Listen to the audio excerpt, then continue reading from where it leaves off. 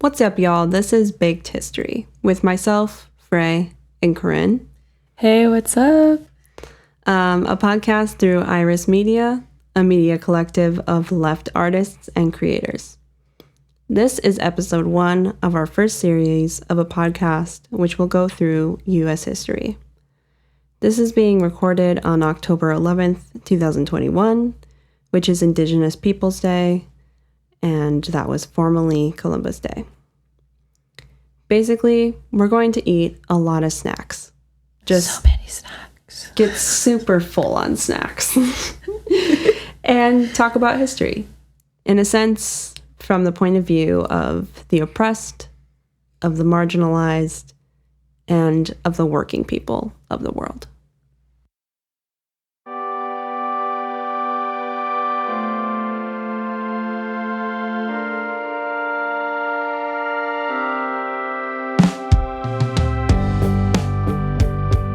A historian's distortion is more than technical, it's ideological, where any chosen emphasis supports, whether the historian means to or not, some kind of interest, whether economic, or political, or racial, or national, or sexual.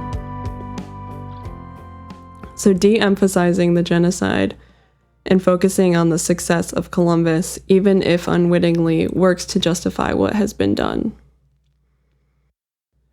The learned sense of moral proportion, coming from the apparent objectivity of the scholar, is accepted more easily than when it comes from a politician at a press conference. It is therefore more deadly. That was actually a quote from the book. Henry Kissinger once wrote, "History is the memory of states," in his first book, A World Restored, in which he proceeded to tell the history of the 19th century Europe from the viewpoint of the leaders of Austria and England, ignoring the millions who suffered from those statesmen's policies. But for factory workers in England, farmers in France, colored people in Asia and Africa, women and children everywhere except in the upper classes, it was a world of conquest, violence, hunger, exploitation, a world not restored, but disintegrated.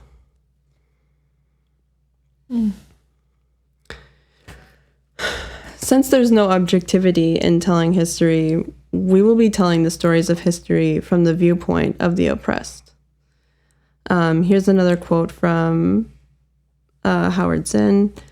"My point is not to grieve for the victims and denounce the executioners. Those tears, that anger, cast into the past, deplete our moral energy for the present." That's a really interesting line.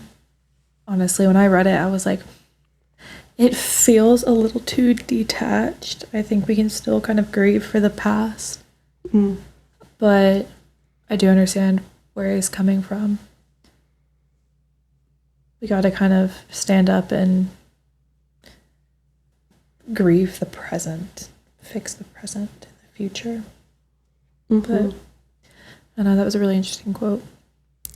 Yeah, and I think that's why we need to be having these conversations about history, because I guess, I don't want to be one of those people that's like, what he's really saying is... But like, the takeaway for me is that it's not something to be forgotten, but it's also not something to focus all of our energy on. Right. That we are not meant to just simply observe the past, but to do something with that knowledge going forward.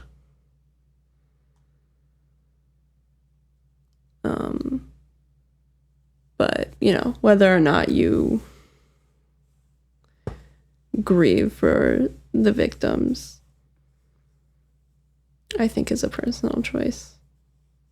I Yeah. don't know. I would say that that's not necessarily blanketed towards. I don't think that that would be true for everyone. Maybe.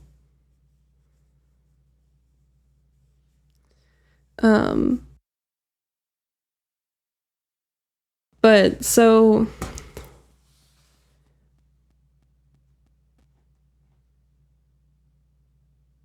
Spain's population was mostly poor peasants that worked for the nobility, who made up 2% of the population, yet owned 95% of the land. And it was also tied to the Catholic Church.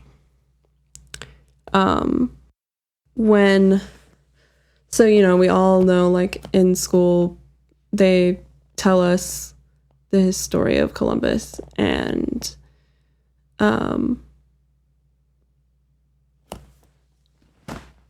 sorry, I'm really full on snacks. They tell us the story on Columbus, and you don't go into too much detail, at least even into like high school level. But you hear he was Italian. He was asked by the Spanish nobility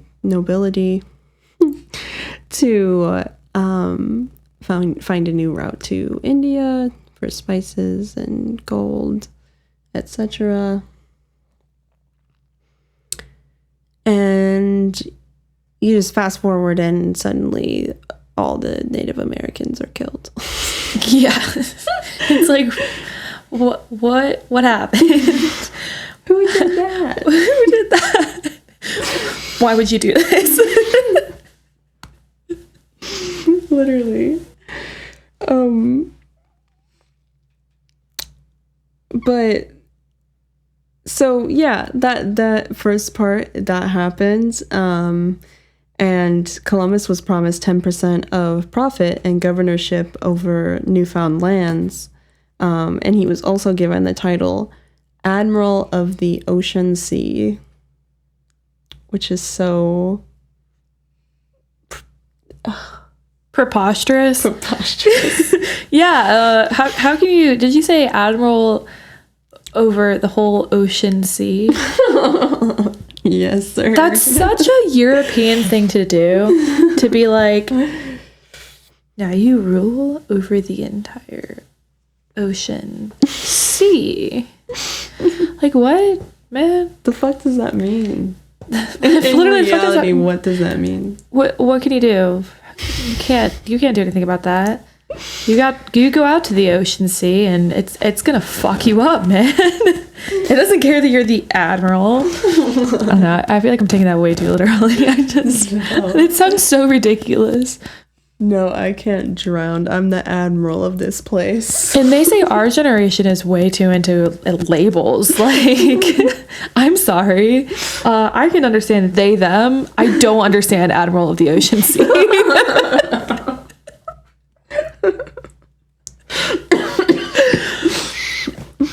No. Yeah, and so, and another thing that they promised was the first man to see land was supposed to get a pension of 10,000 maravedis. Does anyone want to correct me on that? Maravedi. Yeah. Maravedis. Okay. Maravedis. Let's see. How much was it again? Well, I figured it out. Oh, hell yeah. You're so smart. So the first man to see land was supposed to get a pension of 10,000 maravedis for life. And I don't know what pension means in this case. Like maybe yearly. But that is about $3,000 in US dollars today. 3,000. The Maravedi. 10,000 maravedis for life. And you don't really know how long and how often they would have gotten that, I guess. Okay, yeah. So it's like this guy sees some land and then suddenly he gets to live off the government for life. Basically, I guess, yeah. Probably. Well, that's unfair. But and the craziest part is that the guy who actually did see it first, Columbus, was like, no, I saw it yesterday. I just didn't tell you. That's such like, oh my god, that's such an elementary thing to do. No, I got it first. I just didn't tell you. I'm pretty sure I like said that same thing when I was like 9. That is so fucking funny. It's fucked up. So he got the pension, not the guy who actually saw it first. Sure, the title wasn't enough for you. It's so crazy. That's insane. But they did end up landing in the Bahamas. And one reason that they still believed they were in India was because the indigenous people's kindness and welcoming nature was very similar to the culture of people actually in India, which was very counter to Western civilization. Like, they were not used to it at all. So here's some quotes from Columbus, which are just like so obscene and crazily self-aware, and it's insane to me. But all right. He said, "They brought us parrots and balls of cotton and spears and many other things, which they exchanged for the glass beads and hawk's bells. They willingly traded everything they owned. They were well built, with good bodies and handsome features." Columbus. Buddy. You're a weirdo. So awkward. That's got the same energy as like seeing like an extended family member, like an uncle per se, or a great uncle that you haven't seen in a really long time. They're like, what a good body you have grown into. You're just like, what? Sorry, that's that kind of energy that gives me. But like, What a fucking weirdo. it's fucking weird. Columbus has creepy uncle vibes and also genocidal maniac vibes.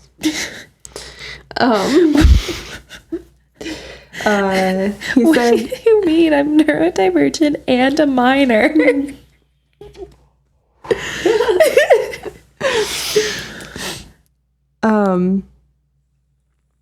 he said, "They do not bear arms and do not know them.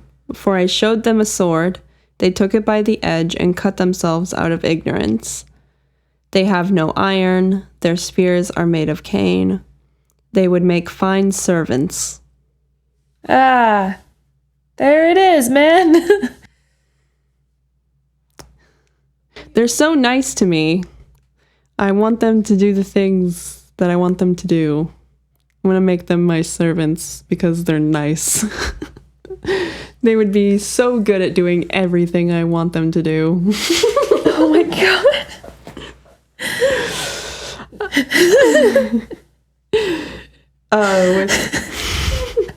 You can't be nice to everyone. Why not? Some European dude is gonna come and make you his servant. For real. Like, what? All right. And then said, "With 50 men, we could subjugate them all and make them do whatever we want." Very awesome. This is another quote. "As soon as I arrived in the Indies, on the first island which I found, I took some of the natives by force in order that they might learn and might give me information of whatever there is in these parts." So, approaching land, they were met by the Arawak people who swam out to greet them. The Arawaks lived in village communes, had a developed agriculture of corn, yams, and cassava. They could spin and weave, but they had no horses or work animals. They had no iron, but they wore tiny gold ornaments in their ears.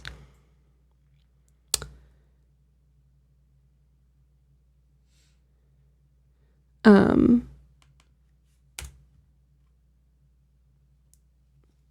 so that's in the Bahamas. And then, of course, there comes the terrorizing, and they build the first military base in the Americas called Navidad. And he leaves some guys there.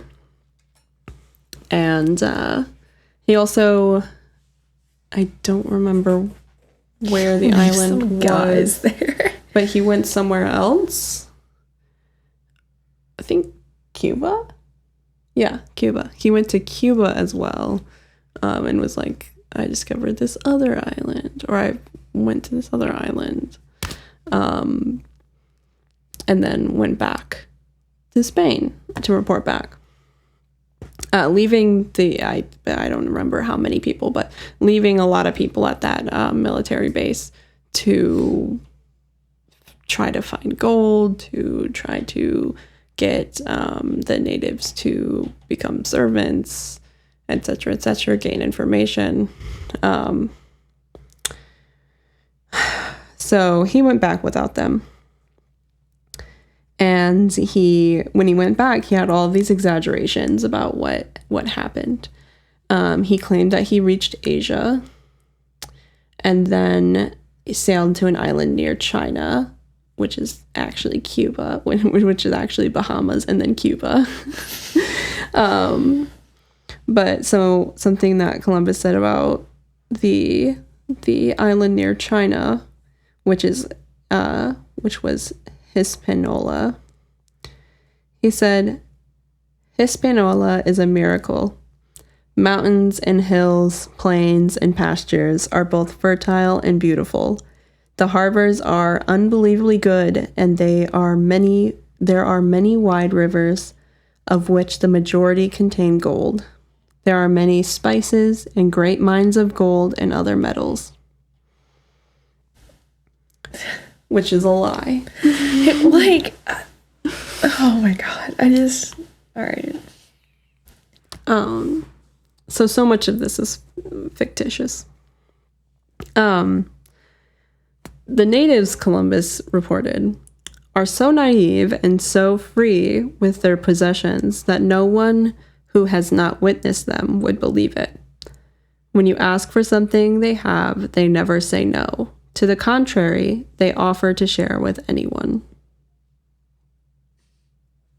He's like, I can't fucking believe this. He's like, what?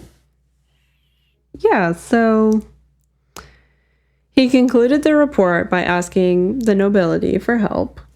In return, he would bring them from his next voyage, and this is a quote, as much gold as they need and as many slaves as they ask.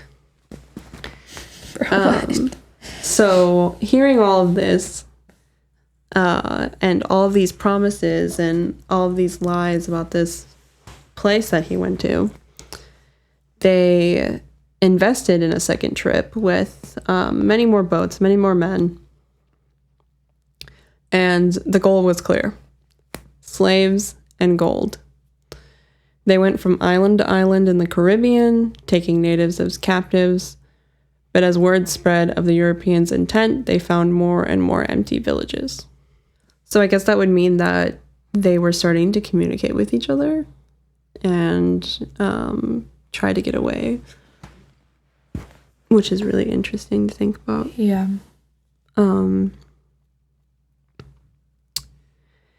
The Europeans ordered all persons 14 and over to collect a certain quantity of gold every 3 months. When they brought it, they were given copper tokens to hang around their necks, and any native found without a copper token had their hands cut off and bled to death. After the second trip, he attempted to bring back 500 slaves. 200 of them died on the trip there, and many died in captivity shortly after. So Columbus was absolutely desperate to pay back the investors of this second trip that they took. One thing I have never understood is why Columbus like lied about all of this, knowing that he was going to have to figure out how to pay back investors anyway. Like, how do you not think this through? Like, what were you expecting to do? It's so funny because it's so reminiscent of what continues to happen, like in capitalism. Yeah, no. Like, you fucked up, you asked a bunch of people to invest in your company, and your fucking product sucks and it's not profitable because you have to exploit the shit out of people in order to make it work. And so you just have to do whatever you can to be able to pay back the investors. Like, why live in that amount of stress and anxiety? Like, was he really doing that just so he could capture people? I think that obviously, you know, there was the financial factor of it. But I definitely think that, you know, those type of guys, the people who take it to the extreme,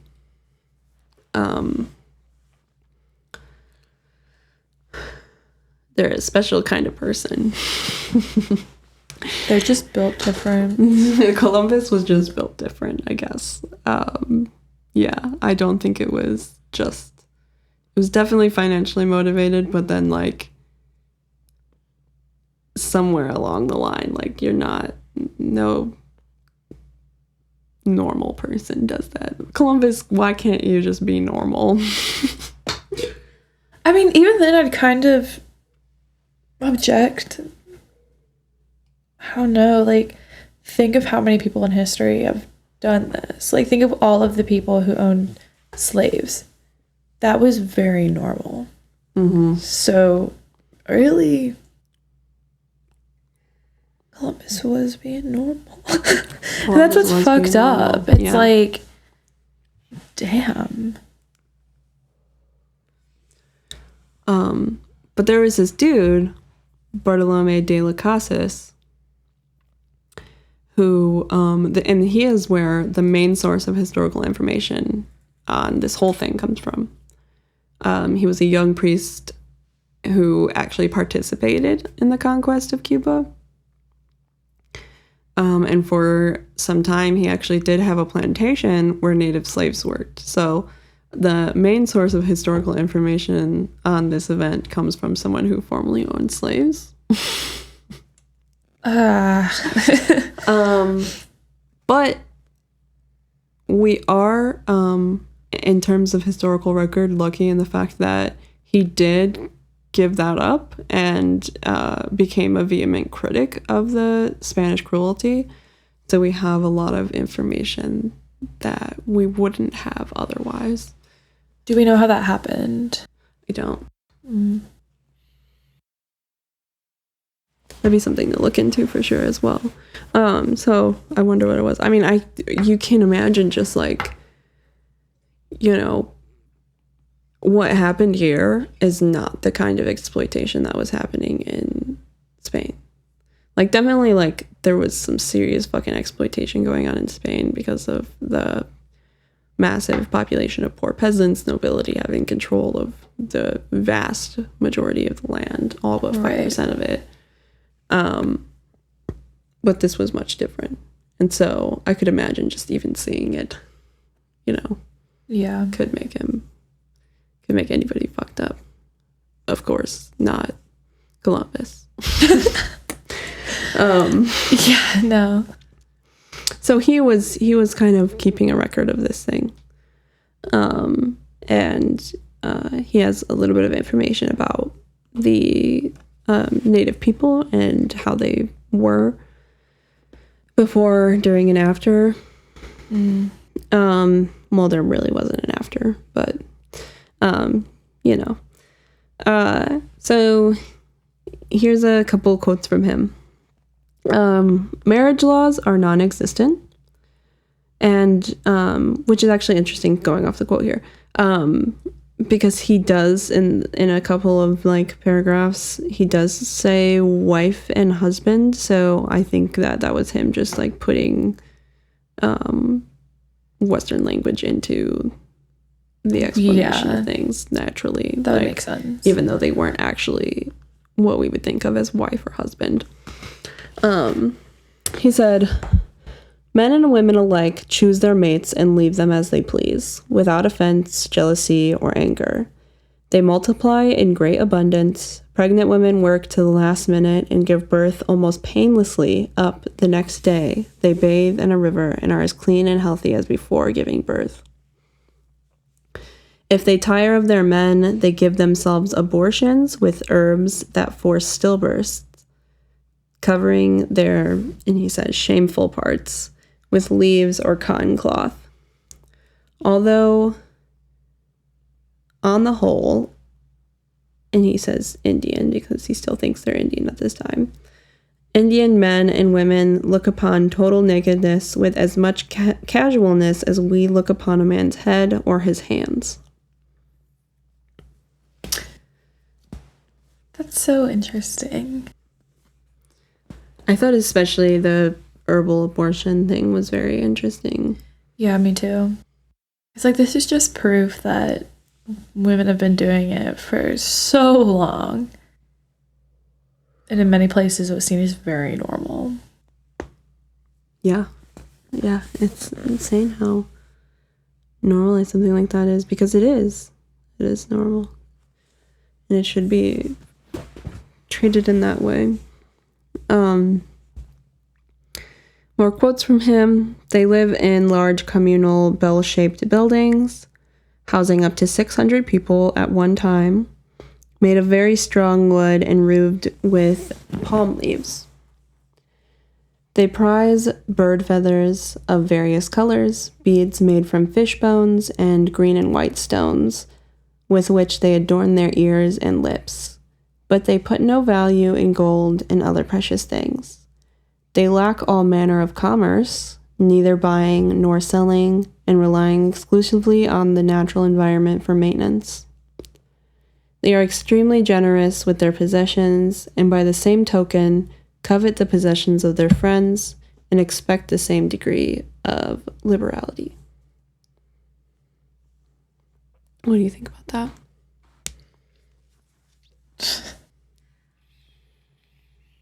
I would love to live like that. Just chilling all of the time. And it's also really interesting that he talks about they put no value in gold and other precious metals. It's like proof that we humans just give anything currency or value to us. Mm-hmm. Like, you really are going to go enslave and brutally murder all of these people for a medal. Mm-hmm. That these people don't even, they're like,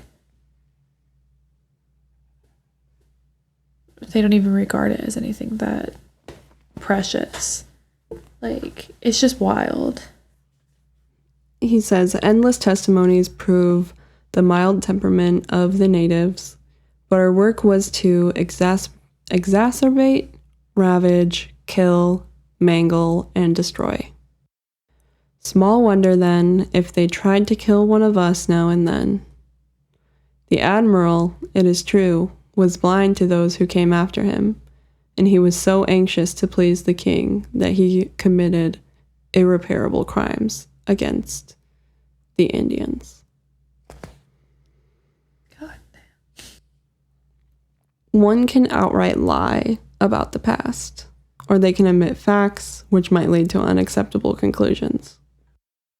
Another tactic is to mention the truth quickly and then go on to other things that are more important to them. This happened frequently with the story of Columbus. Yes, mass murder took place, but that's not important. It should weigh very little on our final judgments. It should affect very little what we do in the world. And that's how this story is usually told. So, obviously, in those last quotations, you could see that Casas was reflecting back. Maybe not the first two. I think that was before that happened, where he was just kind of describing how they are. but definitely there towards the end was very like reflective of what has been happening and saying like the crimes that he's committed are atrocious. He also described the work that was done on the mines, which is, Columbus's scramble to make it seem like the investment was worth it. Right. So mountains were stripped from top to bottom and bottom to top 1,000 times. They dig, split rocks, move stones, and carry dirt on their backs to wash it in the river, which those who wash gold stay in the water at all time with their backs bent so constantly it breaks them. And when the water invades the mines, the most arduous task of all is to dry the mine by scooping up a panful of water and throwing it outside. Ridiculously insane. So this is when he talks more about the relationships between the Native people, and he uses husbands and wives, despite what we mentioned earlier, how they're not actually husbands and wives. Right. So he says, husbands and wives were together only once every 8 or 10 months. And when they met, they were so exhausted and depressed on both sides, they ceased to procreate. As for the newly born, they died early because their mothers, overworked and famished, had no milk to nurse them. And for this reason, while I was in Cuba, 7,000 children died in 3 months. Some mothers even drowned their babies from sheer desperation. In this way, husbands died in the mines, wives died at work, and children died from lack of milk. And in a short time, this land, which was so great, so powerful and fertile, was depopulated. He says, my eyes have seen these acts so foreign to human nature, and now I tremble as I write. That's just so awful.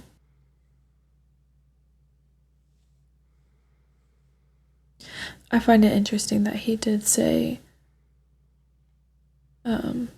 that bit about human nature, those actions being so foreign to human nature. It just shows that this was some truly wild shit. I don't know. That's actually all I have for notes. Is there do you have any thoughts?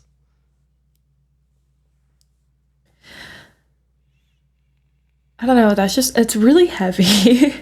Like, that is so heavy. Mm-hmm. It's not at all what we were taught in school. No. And after hearing that, it is really difficult to not grieve over the past.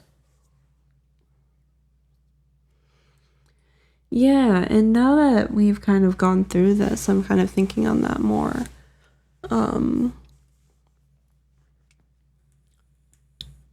And how, you definitely feel that. You can't not feel that. Reading this, hearing this, writing about this, you can't not feel that grief. I think that would be impossible to never feel it. But we can't just do that, Yeah. I did see an interesting tweet earlier on this. So there's an account I like on Twitter. The handle is Queer Socialism.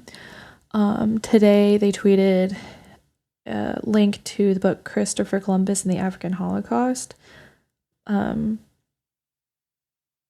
are my contacts, so it's kind of hard to read it. I think it's by John Henrik Clark.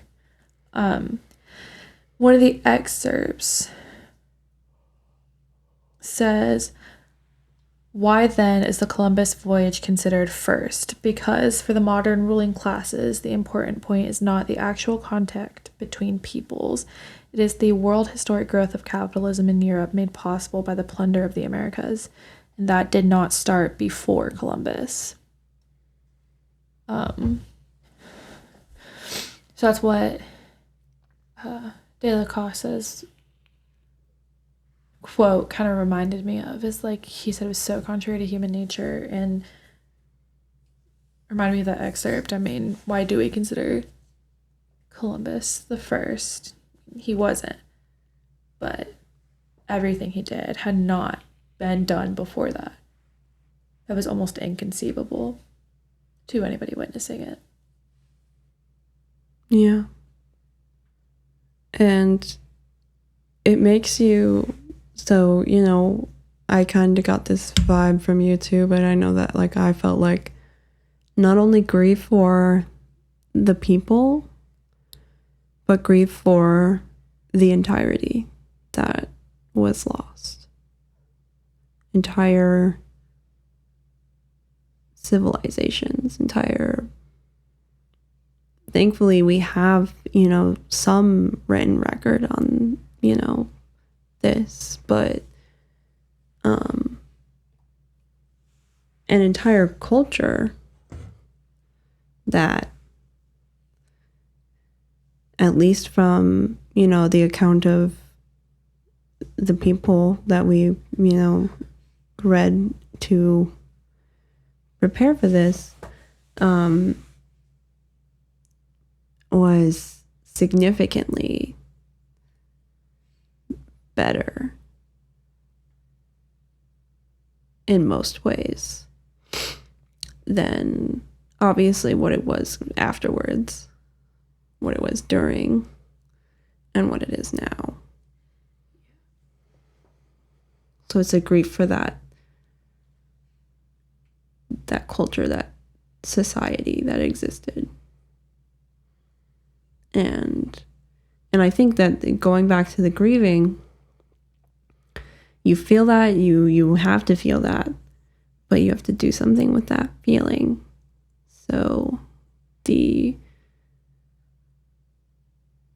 you know, a wise man once said, the philosophers have only interpreted the world in various ways. The point, however, is to change it. The point isn't to sit here and be sad and grieve and feel that pain all the time. The point is to do something about it. Right. The point is to be the manure of history to get us to a point where all people, all working people, have their material conditions met and can live free from oppression in these ways that once existed and were destroyed. Because the long and short of it is these civilizations, these societies, these communities were destroyed by capitalism. I think that's why it is important though to still have Indigenous Peoples Day. Like shift the narrative, shift the focus, celebrate the people who are still here. And recognize what happened. Don't just gloss over the truth. Don't skip over it quickly. Recognize what happened, but celebrate who's here. Like you said, I mean, we don't have to mourn every single day because we do need to, bless you, we do need to change the world, but having those designated days and times to really mourn it. And we Corinne and I were talking about this earlier. We have a comrade that went to a potluck today for Indigenous Peoples Day. And that was very interesting to me because the idea of Thanksgiving, which is in like a month and a half from now, is when we were a kid, at least, and honestly still today, it's treated like this is how the natives and pilgrims got together and were in harmony, and they all shared food, but in reality it was never a celebration about that, because that is based on a falsehood in the first place. Right. It was a reminiscence on what existed beforehand, what was lost. And doing that today is taking that back and saying, no, that wasn't lost. That's still alive, and that's going to keep going. And so I do think that having celebrations like that is important still. And I think taking that back is really important.